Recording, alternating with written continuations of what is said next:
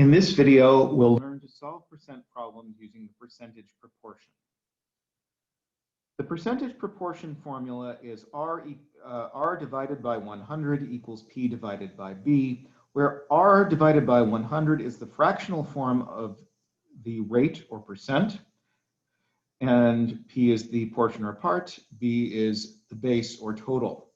To use the percent proportion to solve percentage problems, cross multiply to find the cross products, then divide the product of the two known factors by the factor with the letter.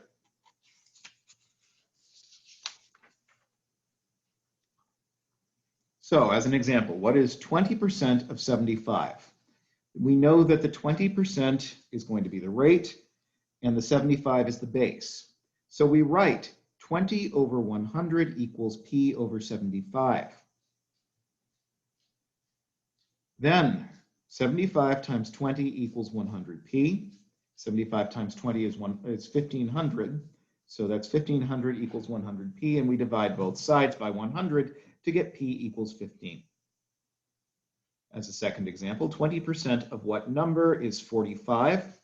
20% again is the rate, but the 45, because of that keyword is the portion. So now we have 20 over 100 equals 45 over b. So 20b equals 45 times 100, which is 4,500. So b is 4,500 over 20, which is 225.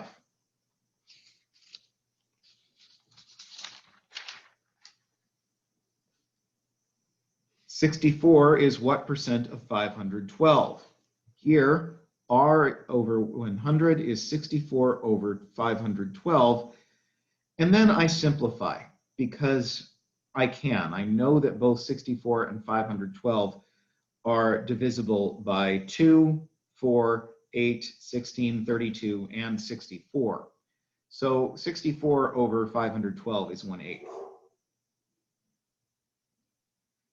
When I cross multiply, 8R equals 100. So R is 100 over 8, which is 12.5%.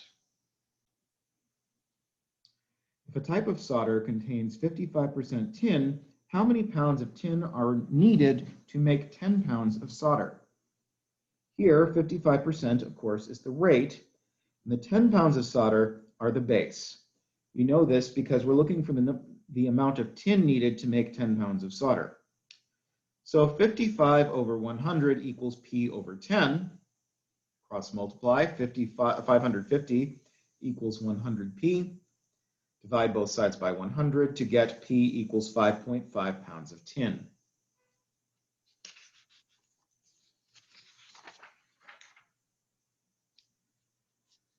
If a 150 horsepower engine delivers only 105 horsepower to the driving wheels of a car, what is the efficiency of the engine? Here, the 150 is the base and the 105 is the portion, so we're looking for the rate of efficiency.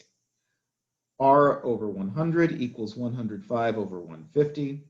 So 150R equals 10,500 and R equals 70%. There is another section to this unit, but the methods that we need to solve the problems are exactly the same as the ones we've already taught, so I didn't go into those. You should be prepared to answer problems from that section, however. They won't be much different from the others we've looked at so far. We're just going to wind up having wind up having some business application problems. So here is an example from that section.